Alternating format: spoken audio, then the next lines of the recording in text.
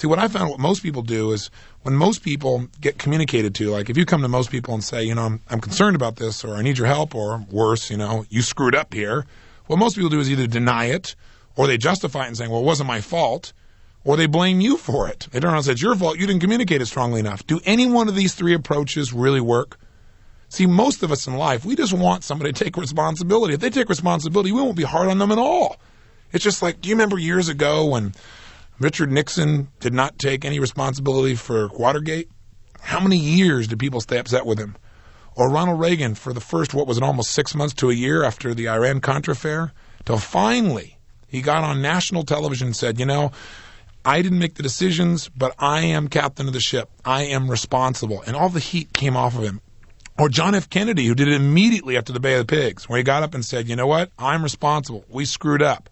It's like people got off his case immediately. But what most people do is if somebody comes to you and says, I need your help, or I'm upset with you, or they try to communicate, if you try and defend, if you try and justify or blame them, it's just going to get into something terrible. Instead, allow for the possibility that what you did had a negative impact on them, even though it wasn't your intent, and apologize for that impact. That really will allow people to say, listen, I'm really sorry this affected you this way. It certainly wasn't my intent.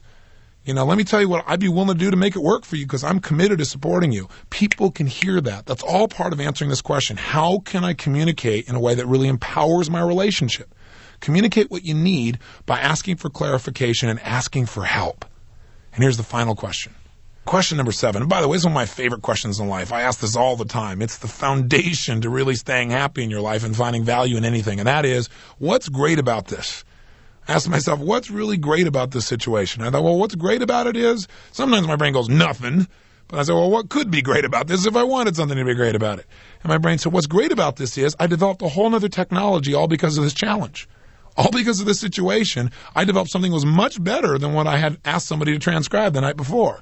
Now, that's not an excuse for anybody listening not to follow through and say, well, gosh, look at all the good things that came out of you not getting what you needed. But on the other hand, if you want to find something good in any situation, you always can. All you got to do is look for it. All you got to do is focus on it, and questions focus our mind. So what's great about this? What's great about this is it's a chance to even get closer to her. What's great about this is a chance for me to reaffirm my faith even more in this person, and I can count on her in the future. What's great about this is seeing how committed she really is. What's great about this is for me to really appreciate the people I have around me even more. All of a sudden, the situation only a few minutes before had me in near rage has now got me really excited about the possibilities that it can generate for my future. Now, by the way, did I do this reality check like one time and now, I never ever get upset? Of course. I'm just, one of those kind of people. Not hardly.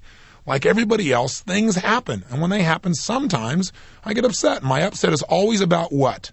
The meaning that I've made up about the situation. And again, remember, it's not usually one meaning, it's stacked meanings.